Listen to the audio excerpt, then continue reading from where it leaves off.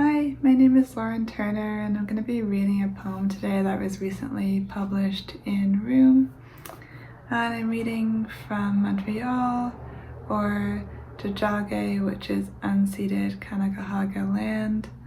And I'd like to thank Carla for inviting me. Carla is a dear friend and I'm so happy to be here with such talented writers.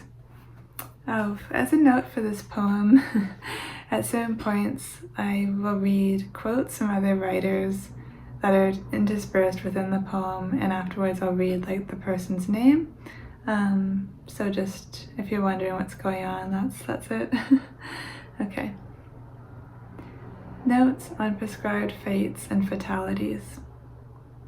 When Am tends to my sick body like his child, how could this be an appropriate time to tell you I fell in love with my friend? We land several emotions too late. If I craved redemption, and besides, I don't want it. What I wanted puts on her dark mouth, walks. If she's the note taker and I'm a lead into everyone else's intrigue, let's say we kept ourselves off the record. My life ravers like light across an unmade bed. I won't sleep through enough days to linger. It's not a tragedy unless told into the quarter slot of a payphone.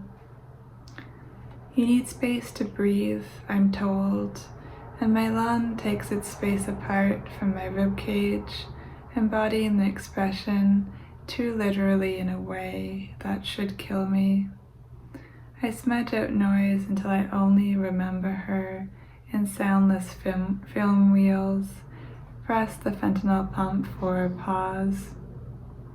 I want Dee to stop saying, "You're still here," without my preferred irony, as if 4 chemical clean walls were a top destination, some home. Sick isn't 2 pillars to hang a hazmat suit between, sway myself into health.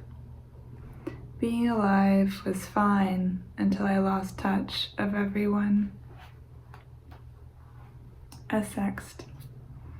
Should you be there for my next pneumothorax, will you bend over my hospital bed, lift the gown, its blue cotton rendered body soft with your teeth?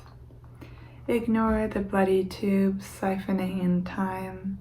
Open me into your hand until the martyr skips beats. Desire requires a body, any. So you like girls now, is the wrong question. I thought I lent her my copy of Blewitz and she'd kept it. Why did I want that truth? There's no coming to consciousness without pain. Pain opens the door, heady.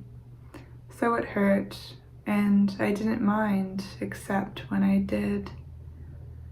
Em narrates the contents of my hospital tray like a Bon Appetit clip, and I want to cry. Happiness less persistent than the surgery heat still creeps into the minutes between worn-off oxy and next oxy. I was promised chicken in the soup, he says. Where is it? It's me. When I was only sick in theory, I led a more theatrical inner life, which is to say, I used to imagine her guiding me from Sparrow by my wrist to embrace me against the bar's plate glass windows. Later, I'd wish her apparition by my post-op bed, acknowledge it. Care is a vocation, yes. The orderlies who wheeled my stretcher too fast down the corridors come to mind, how the intention was to make me laugh. Nurses dosing each heparin shot in apologies, aiming the needle between bruises to create respite within hurt.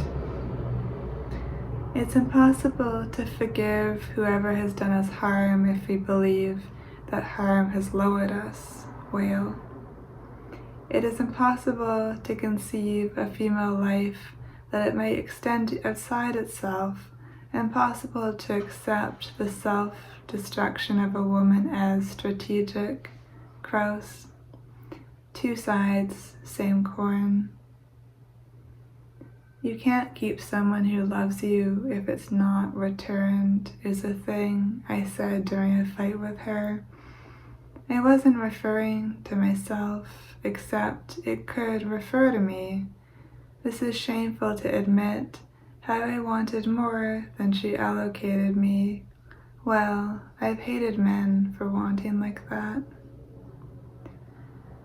Coming down from the ketamine, I'm repeating, tell me what I said. Dead certain I called out the wrong name, my subconscious flipping the bird at M, even as he gripped my arm for the ER doctor to push a pigtail catheter between ribs to keep me in breath. Sickening seemed like a convenient excuse for exposing the air between two parentheses. I want to be worthy, even good, but I'm carrying an infatuation that doesn't fit within what I promised. I'd like to say, as a person, I am both dependent and undependable. My last editorial cruelty was telling Dee I cared more about the cat's fate than your love's. Poems don't hold their oxygen naturally, you know. The resuscitation is a line-by-line fumble in a shaking ambulance. My emotions are the domain of the reader, or no one feels a thing. More grief was pouring from me than I could comprehend, and I was one not unaccustomed to grief. Rains. Maybe this lie will look true. I only saw that our friendship had whirlpooled me when she stepped out and I cried into M's chest for weeks. I would like to tell you something about her. It's not objectively fair, as in she isn't mine to write about, as in she was never real in the way I wanted. Every day I wake up with pulmonary blood rusting my throat, and I have nothing to say about that either. Thanks very much.